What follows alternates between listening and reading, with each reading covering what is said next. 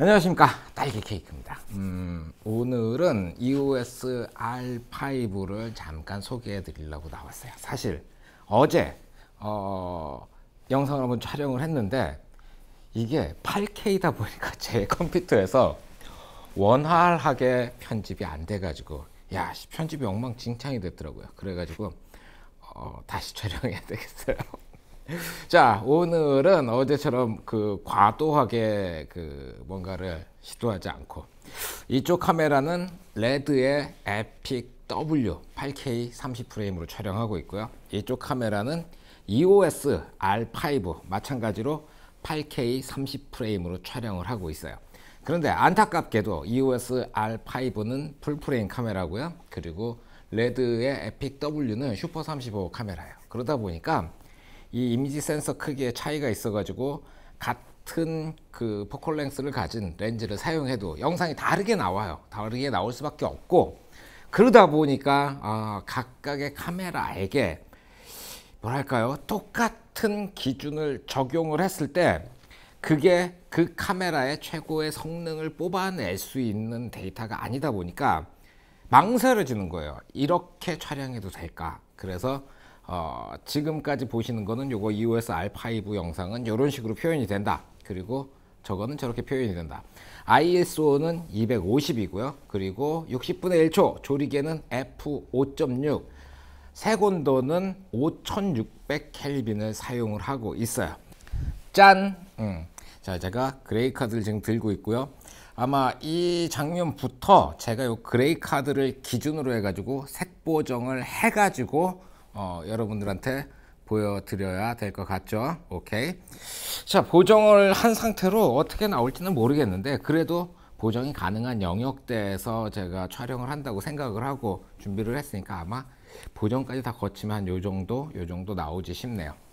자, 오늘은 EOS R5예요. 사실 저희가 얼마 전에 8K 영상을 촬영할 일이 있어가지고 요 에픽 W를 가지고 촬영을 하려고 했는데 서브캠이 필요한 거야. 서브 카메라가 필요해가지고 8K 카메라를 한 대 급하게 이제 갖고 와야 되겠다. 그런데 없는 거예요, 주변에. 뭐 어쩔 수 있나요? 하나 사야지. 그래서 쫙 검색을 해봤는데 8K 카메라 그랬더니 몇 개의 8K 카메라가 그렇게 나오더니 그 밑으로 쫙 해가지고 스마트폰만 나오는 거예요. 스마트폰도 되는 게 8K였구나. 그런 생각이 들더라고요. 그런데 사실 촬영은 할 수 있어도 8K로 촬영한 영상을 보잖아요. 8K로 촬영한 영상을 8K 모니터. 제가 8K 모니터를 써봤던 거는 델에서 나온 32인치 8K가 있거든요. 그 32인치 8K랑 그 옆에 이제 A조 32인치 4K를 두 개를 놓고 같은 소스를 이렇게 보는데 좀 차이가 나긴 해요. 그런데 이게 그렇게 큰 차이인가? 그런 생각이 들고, 8K를 제대로 본 거는 80인치가 넘어가는 엄청나게 큰 텔레비전, 8K 텔레비전에 놓고 8K를 봤는데, 스마트폰으로 8K를 찍잖아요? 그러면 크게 의미가 없어요. 이 지글지글하는 거 다 나오고, 카메라, 그러니까 스마트폰의 8K의 그 문제점들, 노이즈부터 시작해서 이 색깔이 구겨지는 거랑 디테일 구겨지는 게 큰 화면으로 보니까 다 보이는 거예요. 그래서 스마트폰 8K는 일단 저희는 사용할 수가 없고, 그래서 카메라용 8K를 봤는데 제일 저렴한 거 EOS R5였어요. 가격이 얼마냐면 519만 9천 원인가요? 520만 원 있잖아요. 근데 이게 그냥 들으면 꽤 비싼 카메라거든요. 520만 원짜리 카메라는. 근데 그 소니의 알파1이 798만 원이었나요? 예판 가격이 그랬을 거예요. 그러니까 800만 원. 그리고 8K가 뭐가 있나요? 저 레드 에픽 W 같은 경우에는 국내 정식 발매된 카메라, 그러니까 부가세, 관세 뭐 이런 세금까지 다 내고 한 세트를 사면 8천만 원이 들어가요. 그러니까 8천만 원짜리 카메라, 뭐 800만 원짜리 카메라, 8K라고 다 8자로 시작하나요? 그런데 520만 원짜리 카메라인 거예요. 그러니까 저렴해요, 나름. 그래서 R5를 구입을 해왔죠. 사실 캐논에서 5자를 쓰는 카메라는 캐논의 혁신의 아이콘이에요.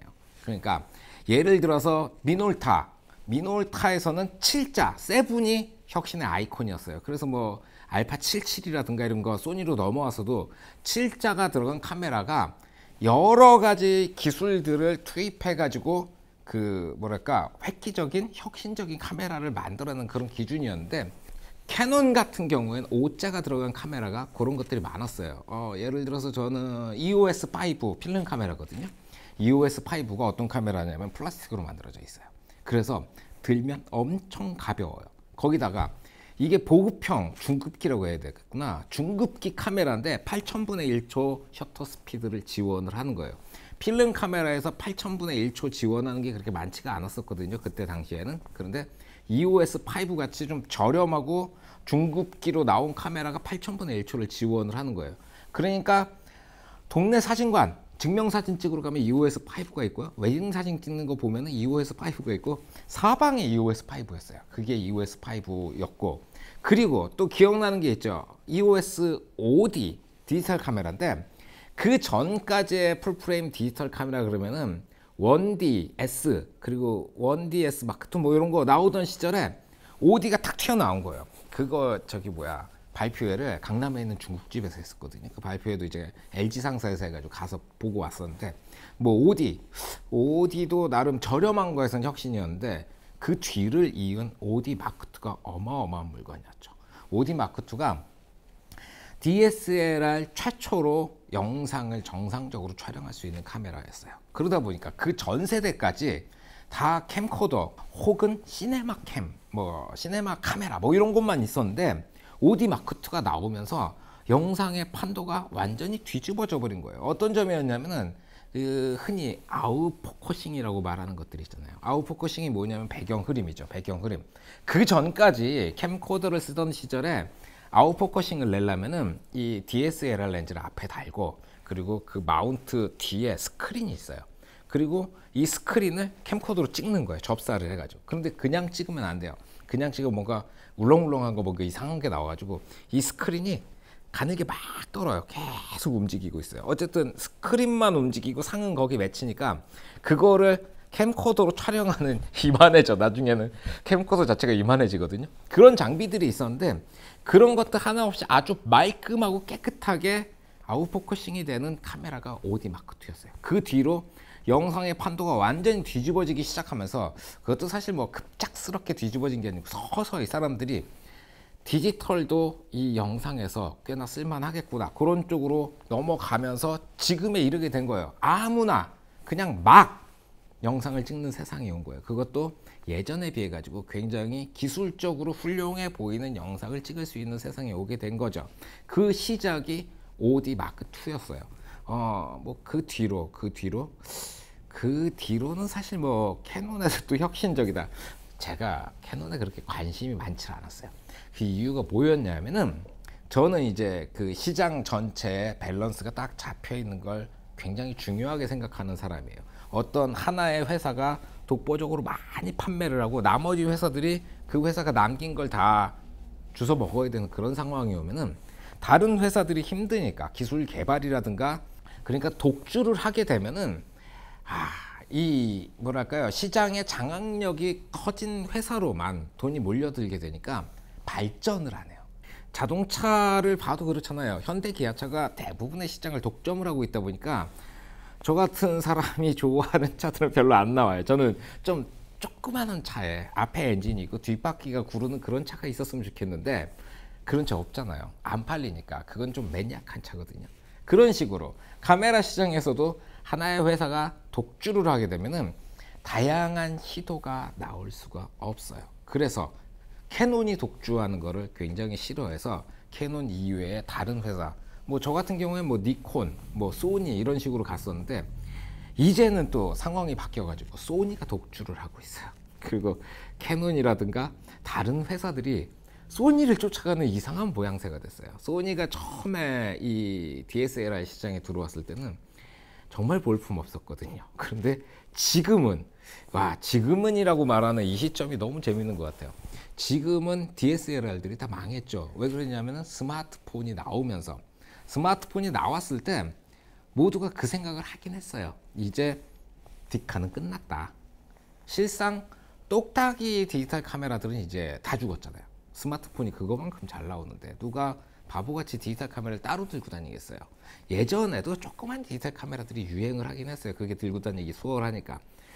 그거를 이제 소니가 캐치를 한 거죠. 그리고는 미러리스 카메라를 만들어 가지고 이제 그 점점 시장을 장악하기 시작을 했는데, 와, 최근까지, 그러니까 최근까지 캐논에서는 DSLR을 버리질 못하고 뭐 1000D 뭐 이런 것들, 그 DSLR이죠, 1000D 같은 거 저렴한 모델까지 막 출시를 했는데, 결국에는 미러리스한테 안 되겠으니까 RF 마운트라는 걸 만들어 가지고 미러리스를 결국 이렇게 출시를 해서 팔게 된 거죠. 자, 일단 손에 카메라도 안 쥐고 얘기하려니까 굉장히 힘드네요. 가서 카메라 하나 띄워올게요. 요게 캐논 EOS R5예요. 사실 저는 캐논의 미러리스를 요걸 처음 만져보는 거예요. 이걸 보는데 카메라는 그렇게 나쁘지 않아요. 그립감도 괜찮고 렌즈 크기도 두툼하니 뭐 이 위에 코팅 재질이나 이런 재질감들 나쁘지 않은데, 기대했던 거랑 너무 다르게 생긴 거예요. 미러리스로 다시 만들었으니까 요 센서하고 렌즈, 소니는 여기 누르잖아요. 그래서 여기를 누르고 렌즈를 풀르려고 그랬어요. 이쪽인데 이렇게 눌러가지고 이렇게 빼보면 이 뒤쪽하고 센서하고 굉장히 가까우니까, 그러니까 다른 회사들이 만들어내는 것처럼 렌즈가 좀 작아지고, 결국 미러리스라는 게 특징이 작은 카메라라는 거거든요. 그런데 생각했던 것만큼 작지가 않아요.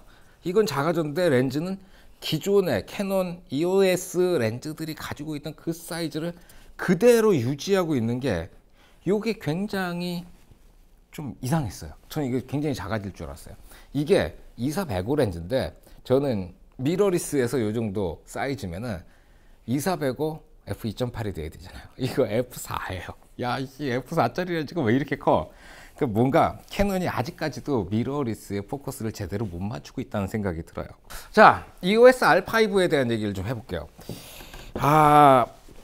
몇 가지의 장점과 몇 가지의 단점들이 존재하는 카메라라고 말씀을 드릴 수가 있어요. 자, 첫 번째로 장점, 그러면 저렴한 가격이에요. 아까도 말씀드렸지만 520만 원. 말을 하고 나서도 좀 웃기죠? 520만 원. 8K가 되는 미러리스, 그리고 8K가 되는 카메라 중엔 제일 싼 카메라인 거니까 뭐 그러려냐고 넘어가고요. 그리고 두 번째 장점으로 꼽는 거는 캐논이라는 거예요. 여전히 캐논의 사진과 캐논의 영상을 보여주고요. 그리고 캐논의 장비들과 호환을 해요. 요 정도 뭐 캐논이 가진 장점들은 여러분도 많이 아실 테니까 취향이 맞으시다면 캐논인 거죠. 오케이. 자, 그럼 단점에 대해서 얘기를 해볼게요. 처음에 카메라를 딱 깠는데 열었더니 이 앞에 셔터막이 이렇게 보이는 거예요. 야, 저는 그래가지고 고장나는 줄 알았어요. 잘못된 물건을 샀구나. 그리고 전원을 딱 올렸는데 셔터막이 딱 올라가 버리는 거예요. 야, 미러리스 카메라에서 이렇게 뚜껑을 열었는데 셔터막이 보이는 건 처음 봐요. 사실 이 안에 메뉴를 보면은 대기 상태에서 이 셔터막을 올려둘 수도 있고 이렇게 내려둘 수도 있어요. 그런데 이 내려두는 게 굉장히 위험한 것 같아요. 예를 들어서 이게 이렇게 올라간 상태로 실수로 여기 손가락이 닿았다 그러면 그 렌즈 클리닝 티슈 뭐 이런 거부터 시작해 가지고 이미지 센서를 개인이 닦을 수 있는 도구들이 몇 가지가 있어요. 그런 걸로 조심스럽게 닦아내고 사용하시면 돼요. 그런데 실수로 셔터막을 만져 가지고 셔터막이 이렇게, 생각만 해도 끔찍하다. 이게 이렇게 해서 찌그러지거나 찢어지거나 이러면 바로 돈이 나가요. 그리고 바로 촬영할 수가 없어요.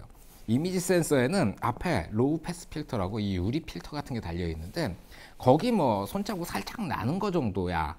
거기 뭐 지문을 꽝 찍었다 그러면 깨끗한 극세사 천 같은 걸로 닦아서 그냥 쓰시면 별다른 문제 없이 사용할 수가 있는데, 이 셔터막을 꽝 하고 찍었다 그럼 뭐랄까 이게 좀 피해가 클 것 같아요. 그리고 다른 회사들은 이런 경우들이 거의 없으니까 저는 이게 굉장히 낯설었어요.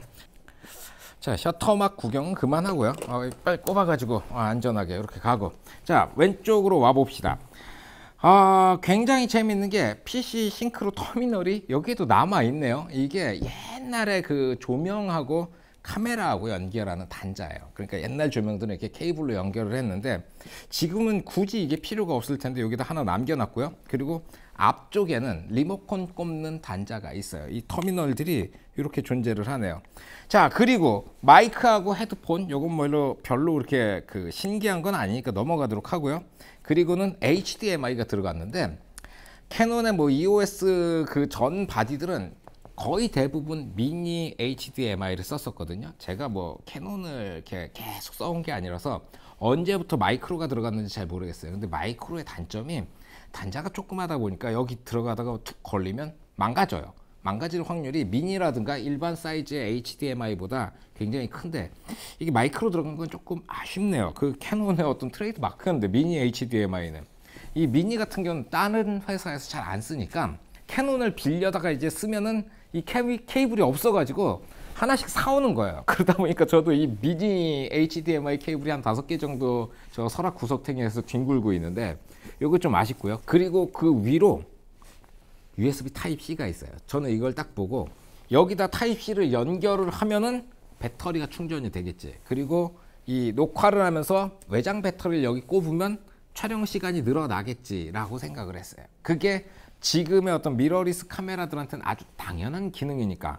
근데 저는 꽂았는데 요거 뒤에 보면 표시 램프 있잖아요. 요거 여기 불이 들어와야 될 거 아니에요. 그 충전이 되면. 근데 불이 안 들어오더라고요. 이게 불이 안 들어오고 충전이 되는 건지 아니면 아예 충전이 안 되는지 그걸 모르겠어요. 원래 충전되면 불 들어와야 되는데 충전 안 되는 것 같죠? 그거 조금 아쉽더라고요.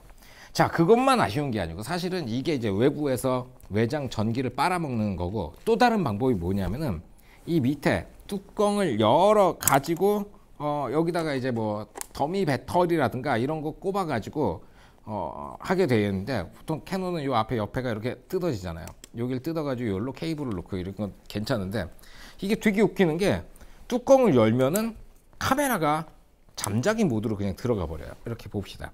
이렇게 보이시나요? 이거 켜졌죠? 이 밑에 뚜껑을 탁 열면 잠자기 모드로 들어갔어요. 뭐하러? 뭐하러 이런 기능들을 넣었어? 귀찮게. 아, 이 배터리 슬롯이 열리는 경우들이 촬영하면서 있을래나? 있을 수도 있죠. 촬영은 별의 별놈의 짓거리들을 다 하거든요. 촬영하다 보면은. 그래서 이 슬롯 열리면서 여기 뭐 이렇게 요게 눌리던가 뭐 그럴 거예요. 여기 뭔가 눌리는 게 있는데, 이런 것들이 굳이 그렇게 필요한 게 아닌데 이렇게 해서 사람을 좀 귀찮게 만드는 면들이 있더라고요. 자, 그리고 회전 액정이 들어가 있어요. 이거 아주 훌륭하죠. 이거 셀카 찍을 때도 좋고요. 그리고 일반적으로 비디오 촬영할 때도 이거만큼 편한 게 없어요.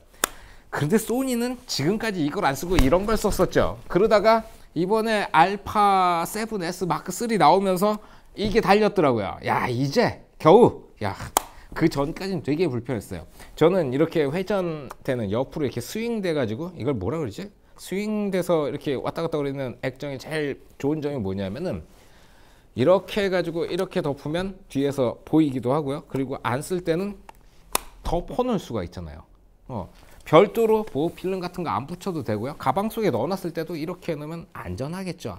그리고 사진을 촬영할 때 저 같은 경우는 무조건 파인더를 들여다보고 사진을 찍어요. 저는 어지간하면, 그래도 정말 귀찮을 때 있거든요. 그때는 화면 보고 찍는데 어지간하면 이렇게 잡고 파인더를 들여다보고 촬영하는 편이에요. 대부분 이렇게 촬영을 해요. 그때 이게 화면으로 이렇게 돌아가 있으면 코끼림이 여기 잔뜩 묻어가지고 나중에 이렇게 보면은 좀 힘들어져요. 근데 덮이니까 사진을 촬영할 땐 굉장히 편하더라고요. 그런데 문제가 여기서 하나가 발생을 해요. 제가 지금 이렇게 해가지고 파인더를 들여다봤는데 이렇게 돌리잖아요. 그럼 화면이 이렇게 돌아갈 거 아니에요. 그러면 이 화면이 부드럽게 이렇게 도는 게 아니고 턱턱턱턱턱턱턱 끊기는 게 눈에 보여요. 제가 봤을 때는 15프레임 정도? 그 정도밖에 안 나오는 것 같아요. 와, 이게 기능이 있나 하고 메뉴를 살펴봤는데 메뉴에는 이 프레임을 조절하는 기능이 없어요. 아무리 봐도 그거 같아요. 지금 8K로 세팅되어 있거든요. 그러니까 이미지 센서로 들어온 게 8K인데 그걸 줄여가지고 뷰파인더로 넣다 보니까 처리 속도 때문에 이 프레임이 줄어든 게 아닐까? 그런 생각이 드는 거예요. 잠깐만. 그러면 8K가 아니고 뭐 HD라든가 그런 걸로 바꿔주게 되면은 그럼 저게 빨라질까요? 8K 말고 야 셋 그래서 풀 HD로 셋 오케이.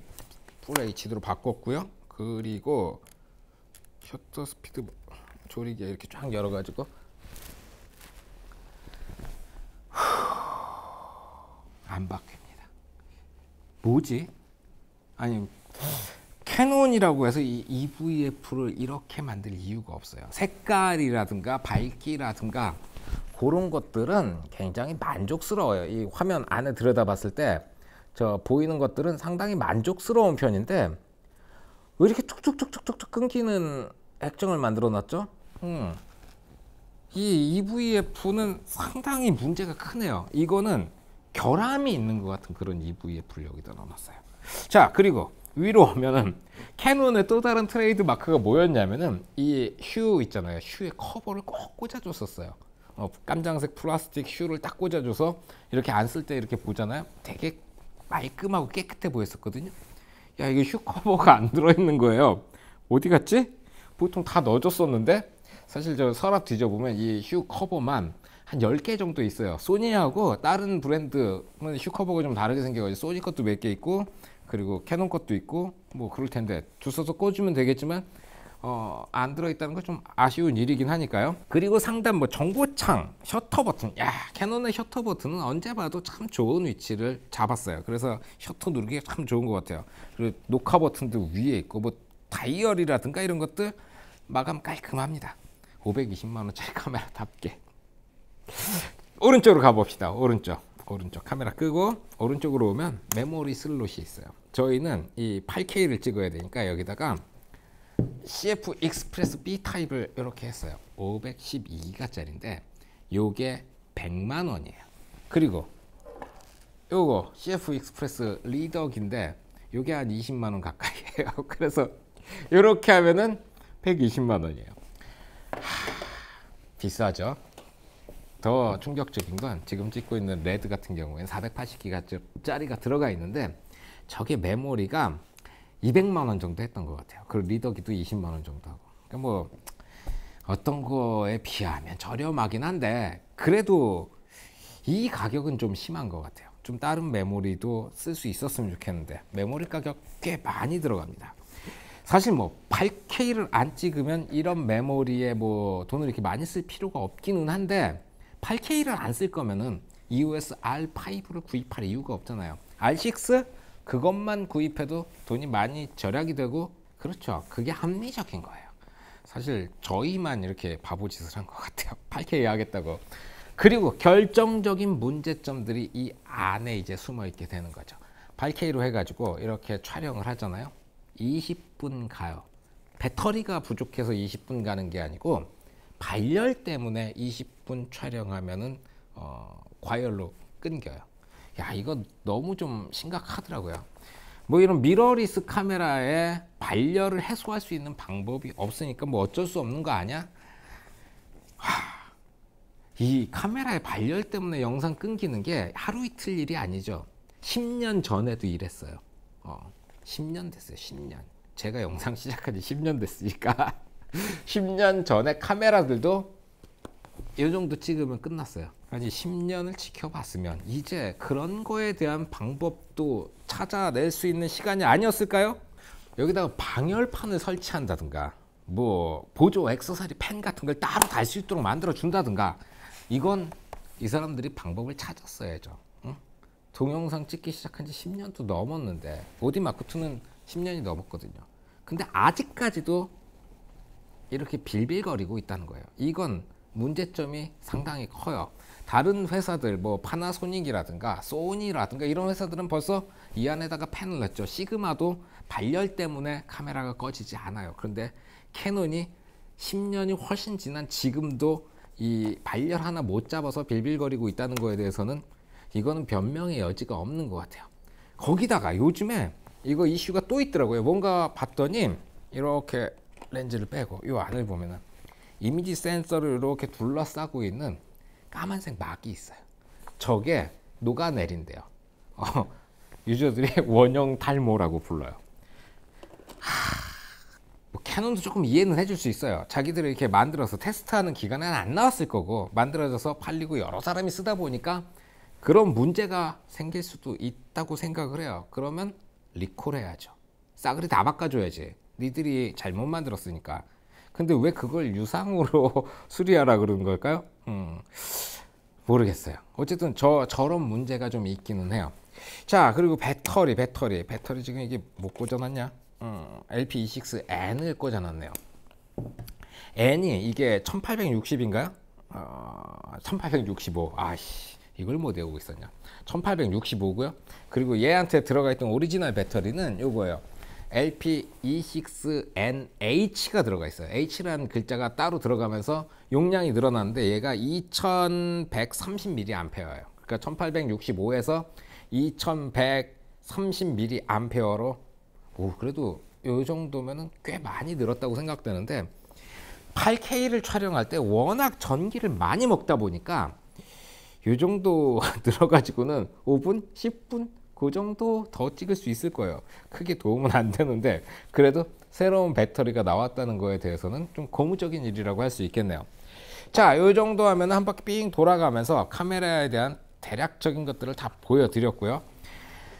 캐논도 좀 열심히 해가지고 사고 싶은 카메라를 좀 만들어 주었으면 좋겠다는 생각이 들어요.